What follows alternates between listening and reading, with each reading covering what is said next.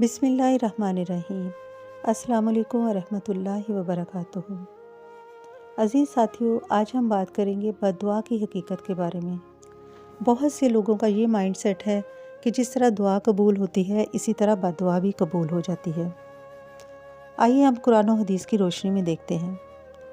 قرآن مجید میں اللہ تعالیٰ فرماتے ہیں، انسان بھلائی مانگنے کی طرح برائی بھی مانگتا ہے اور انسان بہت جلد باز ہے۔ یہ آیت ہمیں سمجھاتی ہے کہ انسان جذبات میں آ کر جو اگر دعائیں کرتا ہے تو وہ بد دعائیں بھی کرتا ہے۔ نبی کریم صلی اللہ علیہ وآلہ وسلم نے فرمایا، اپنی جانوں، اپنی اولاد اور اپنے مال کے لیے بد دعا نہ کرو۔ کہیں ایسا نہ ہو کہ وہ وقت قبولیت کا ہو اور تمہاری بد دعا قبول ہو جائے۔ اس سے ثابت ہوتا ہے کہ بد دعا بھی قبول ہوتی ہے۔ لیکن بد دعا کس کی قبول ہوتی ہے؟ مظلوم کی۔ بد دعا دینے والا اگر مظلوم ہو تو پھر اس کی بد دعا اور اللہ تعالیٰ کے درمیان کوئی پردہ نہیں رہتا۔ اب دوسری بد دعا جو ہے وہ والدین کی۔ اگر والدین خدا نخواستہ اپنی اولاد کے حق میں کوئی بد دعا کریں تو وہ بد دعا بھی قبول ہو جاتی ہے۔ اب یہاں یہ بات دیکھنے والی ہے کہ کیا ہر بد دعا قبول ہو جاتی ہے؟ نہیں، ہر بد دعا قبول نہیں ہوتی۔ اللہ تعالیٰ سب سے بڑھ کر رحم کرنے والے ہیں۔ اگر کوئی شخص غصے میں کسی کو بد دعا دے بھی دے تو یہ ضروری نہیں کہ وہ اللہ تعالیٰ قبول کریں۔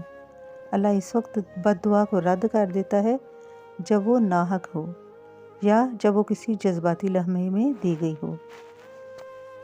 اکثر لوگ اس خوف میں مبتلا رہتے ہیں کہ اگر فلاں بندے سے کوئی بات کر لی تو وہ بد دعا دے گا اور یہ بد دعا ہمارے بچوں کو لگ جائے گی۔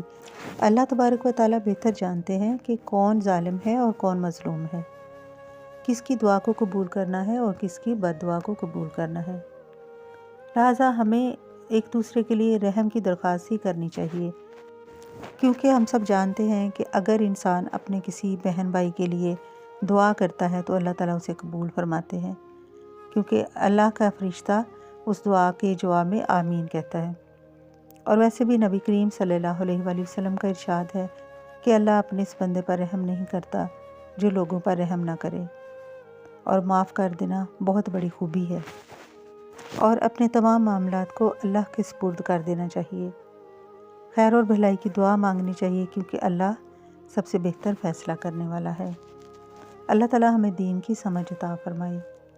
آمین یا رب العالمین۔